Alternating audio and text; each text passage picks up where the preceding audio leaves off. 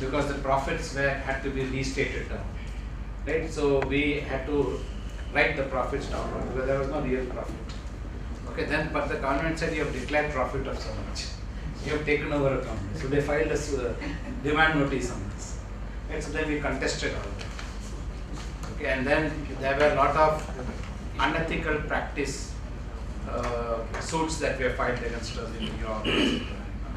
So it took us about 2 to 3 years to settle the whole thing before we merged the two organizations. Now it's perfectly working like technology. What was the pipeline to enter into that understanding? Because I often have shared with my fellow students one experience when Hindustan Zinc was taken over by Vedanta, or that time they were Sterlite, and the cultural integration was so difficult. It was so difficult, I tell you, because I have been a part and parcel of that, being a WIPO employee. But as an HR interventor, I wanted something to be done. I literally went up to Mr. K.K. Kaura's cabin and I said, this is not going to happen. In the colony, even within the residential colony, Sterlite people were treated like princes. No, not you, but at the same time, we were treated as if we are the slaves. So that cultural integration was so difficult. But I took a challenge and I said, okay, I will drive this change, though I am not an employee. And we did a lot of intervention at the colony, residential colony, which made things come very closer within a span of, I think, about 7 months. Entire things changed to a different paradigm. It's very essential. So what happened is that we never differentiated. So there were certain broad principles when the integration takes place. Okay? Who will head what? So there was a committee which was involved in that. There was a set of competency.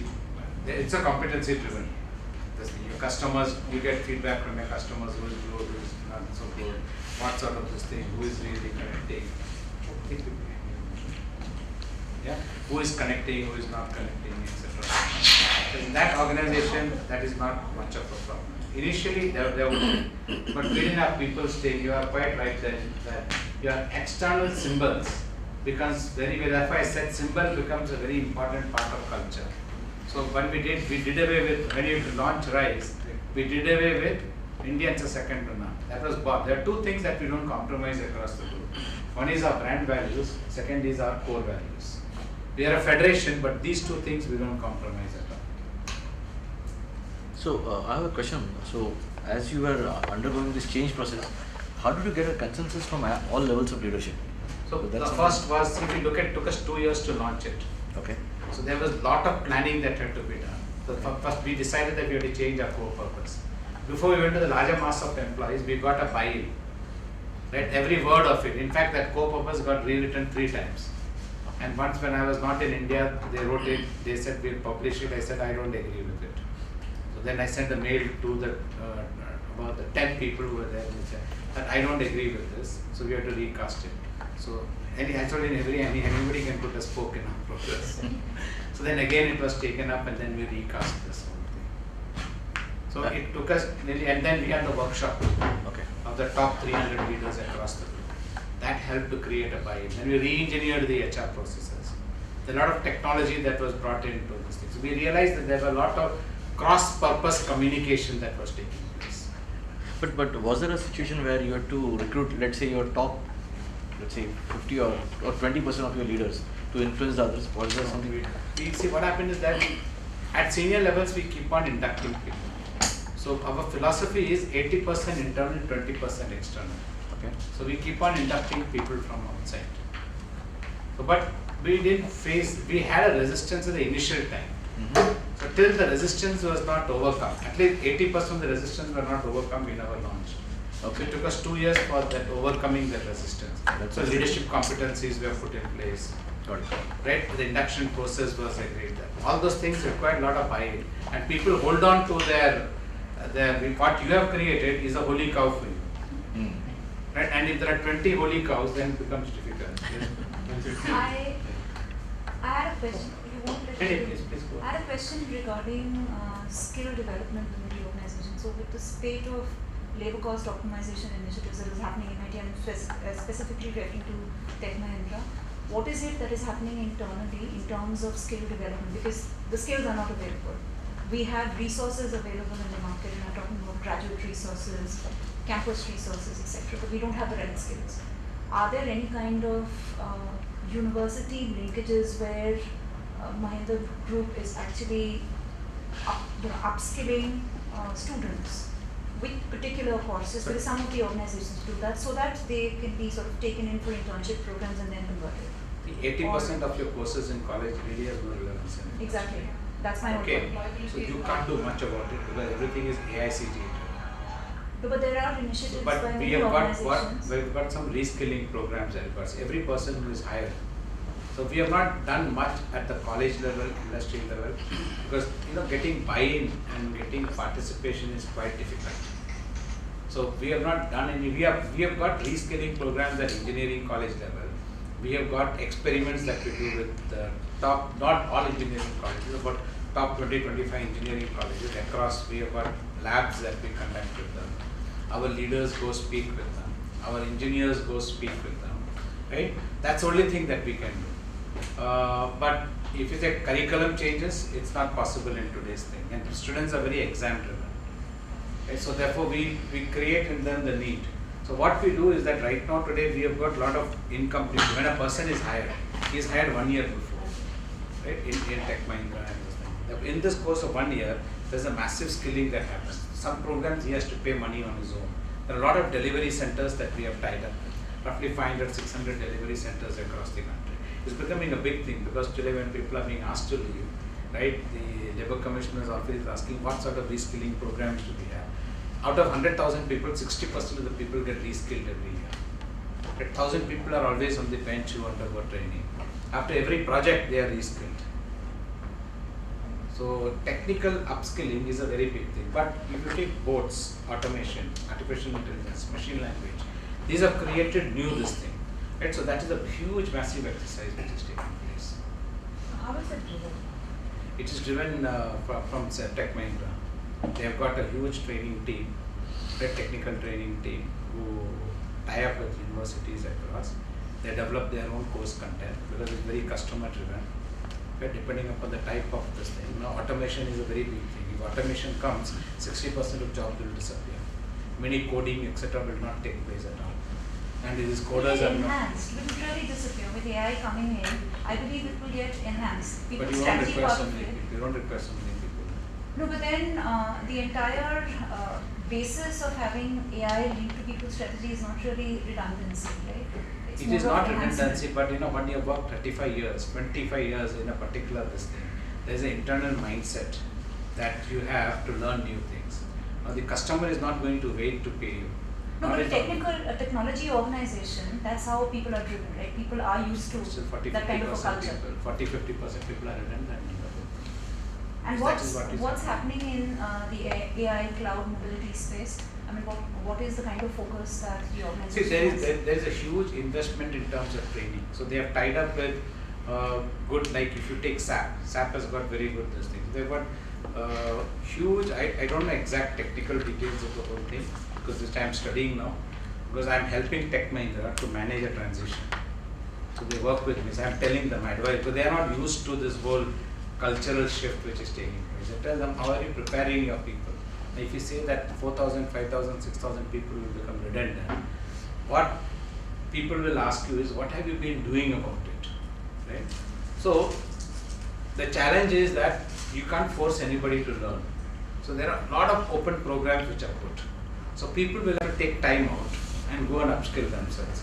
And when people are on the bench, many people really don't want to take that extra stretch. Youngsters today do not want to put beyond a 5 to 6 hour work schedule. No, but with the new priorities coming in the IT industry, as I said, in terms So you have to of, hire new people. do you really need new people or do you really need to But- do it organically? But Isn't organically that- it is not working. Okay. See, what you say is right, even this is a question that I am having. Why can't you have organic? What they say is that there are certain things, it requires a certain level of learning agility. Your mind gets rusted. So if machine gets rusted, oiling that machine and making it rework takes a longer time. Now, how long will you wait? You have got to hire a resource and your margins are coming down. Customers are not willing to pay your margins. And you have already got such a huge size, therefore you have got to change the workforce mix. So managing the workforce mix therefore becomes a big challenge. Ideally, from a socialistic point of view, this is what you should have done it 5 years back. I think Because new resources still don't have the technology I think and one of the- competence, Their right? ability to learning agility is much higher. See, I think one of the steps which, and this is happening in most of the organizations across the board, one of the steps which the organizations are taking is of spreading the awareness amongst such employees. So, Awareness level was So that goes without saying, exactly, that's default. so Everybody knows that if I'm on the bench and For if more I'm on than the 2 bench months. for more than a year, Redundant. we keep up people on a bench for a year. I'm not only talking about IT companies. I'm talking about a very old-fashioned Indian company. I'm from Reliance Industry. Okay, and even there, so I'm the HR partner for a function finance and accounting. Now, even those jobs are being digitized, being automated. So many of the people who one example, I had somebody working in payroll, and he was master at it, been there doing the same job for 20 years. Suddenly, the job was automated.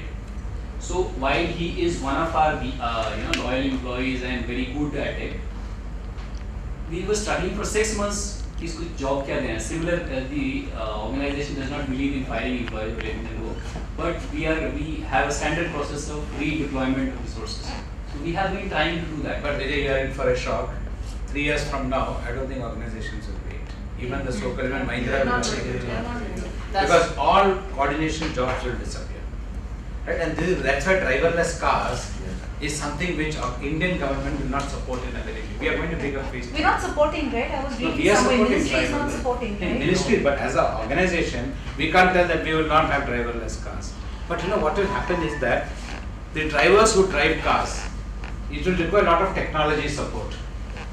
Right? Now that technology support will be automated to a large extent, but there is still the customer touch point which will need this thing.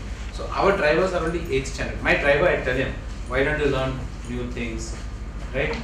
So while he doesn't want to take the trouble, he doesn't want to speak English properly.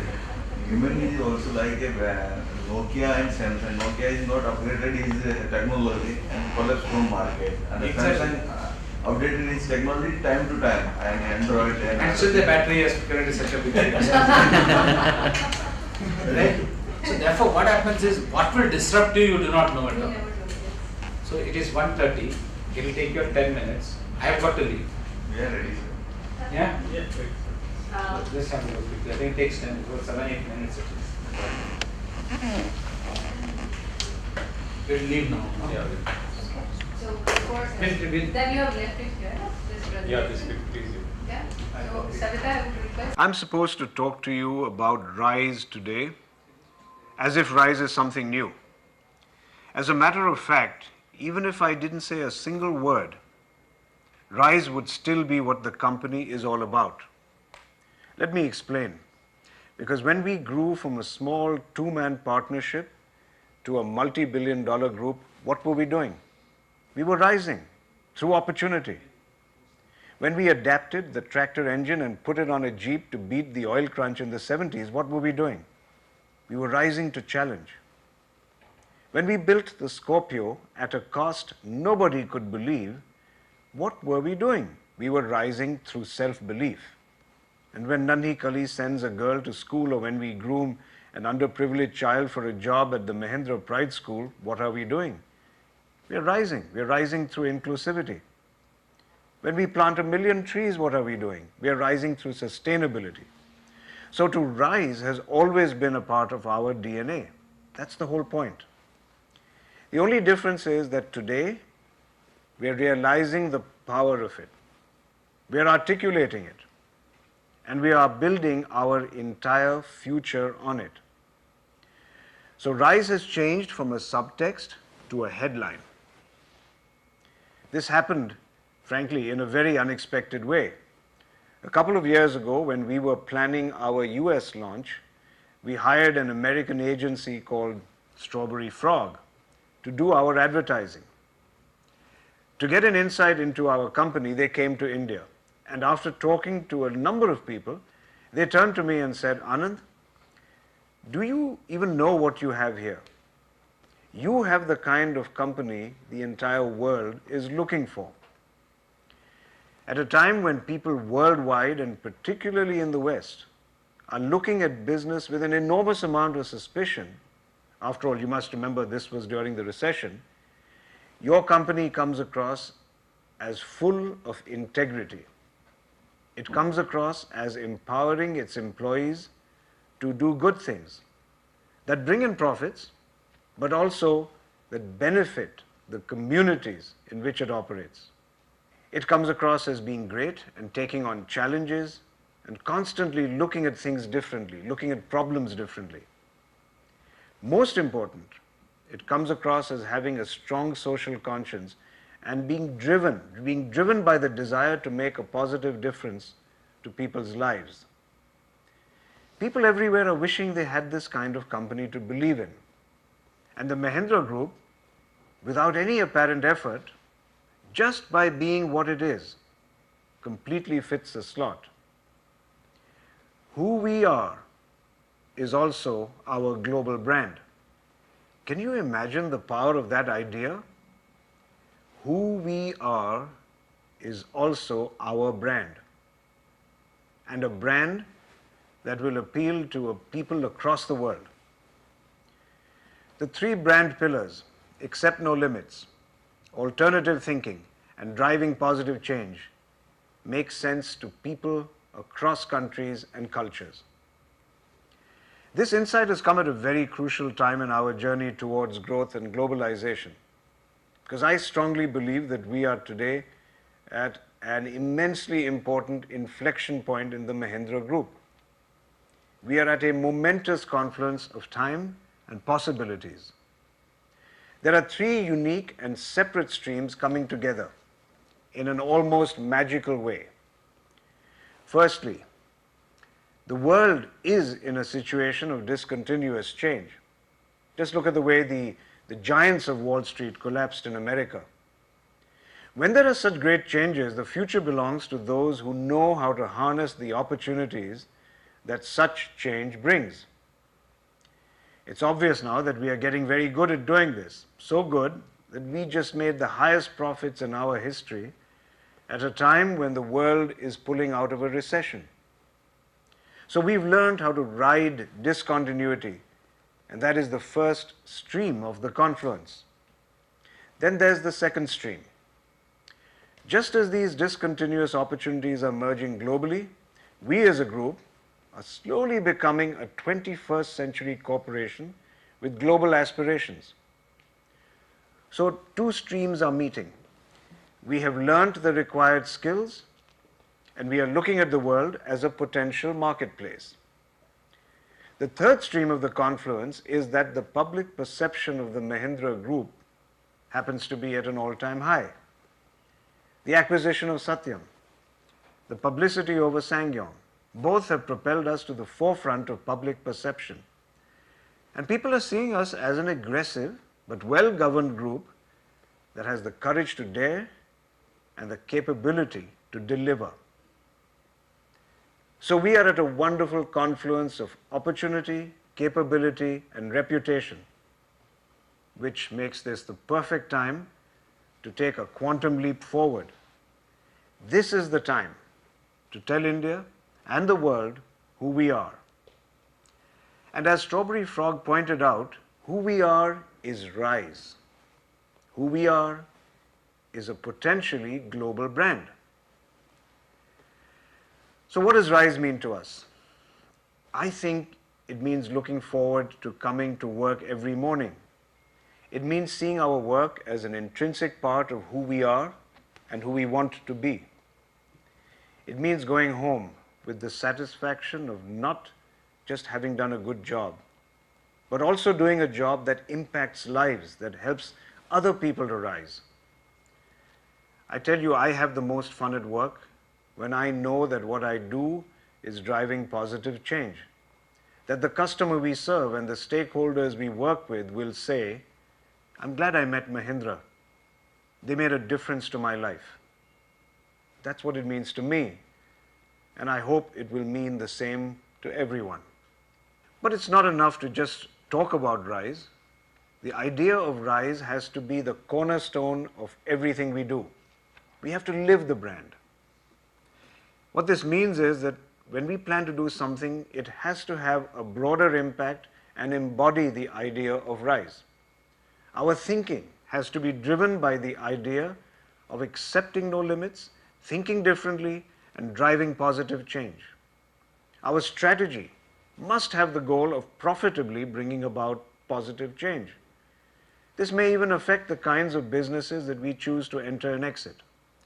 So all our internal and external processes have to be in sync with the idea of RISE. When we recruit, we have to look for an attitude that will be congruent with RISE. Our rewards and our promotions must also factor in the contribution to RISE.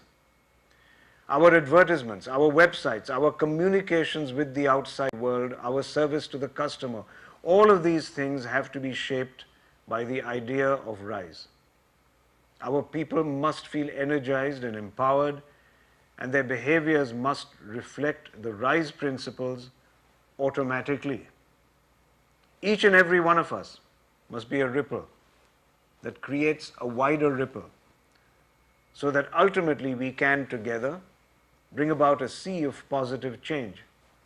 So RISE is not just another initiative.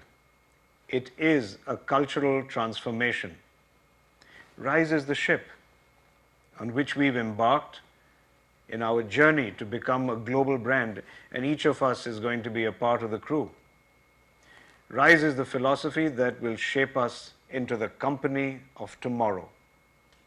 This is our moment in history. And when the history of the Mahindra Group comes to be written, we will look back at it and we will say, that was a historic moment. I was part of it. I was there. Welcome on board.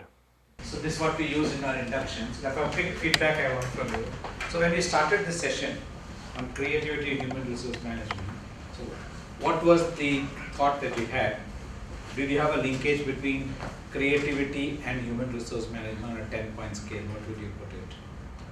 Your understanding of what I was going to share with you on creativity. Go ahead. Yeah. Just top of the mind. I think we already had the topic. Yeah, but do you think that what I'm going to share with you will connect with the topic on a 10-point scale? Connect, definitely. Yeah. Okay, so what would you put it? So because you have no. What was coming, obviously we did not have any. Yeah, so what would you put it there for it? I would put it at 8. Okay, before. I put it 8 before this, but when I saw this, I saw there was a complete, dovetailage Okay, which happened. okay, In fact, I saw a new dimension of creativity. It's like creating something so differently. okay. And places when I just heard around, when everyone was coming out to the session and all that, the way things pulled out and 2 years of hard work and getting people along, which is the biggest challenge in the organization. I think it's fantastic. Okay. So your pre was 8 or post was 8? No, my pre was 8. Yeah. I had an understanding, I knew about Mahindra's. Okay. But And the post? post, obviously it would be more than 8, say 10 to What about others? Understanding, I did have an understanding, right? I know about the initiative. However, I think my thought process was more around, I did not know the essential content in details. I had a very broad overview. Okay. So it was more of very generic in terms of a lot of organizations do initiatives to uplift, right?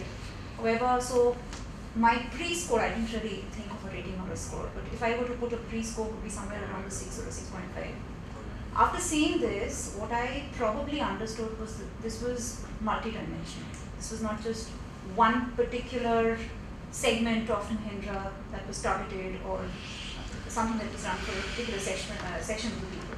It was overall, and which is why I had asked you a question, was this across countries or was this only for It was India? across And you said it was global. It was so in terms of the impact, the far-reaching impact, the kind of landscape that was covered, I would probably put it as I don't think you can give a rating because the rating would be on each dimension. And since this whole thing is, like you said, whole brain thinking, it's taken multi dimensions. So if you go rating each one of them, then But obviously it has opened up a lot of avenues and I don't think the rating would be the right justification. That's fine. Actually. It just helps you to frame and reframe your mind. No, but I think this is great in terms of the scope. Okay. And scope wise, it's. So now tell me, as HR professionals, I had also brought some concepts, right? So I had not explained the concepts for lack of time. Yeah, please. Like after this presentation, I really felt that there is a long way to go as an HR professional for me.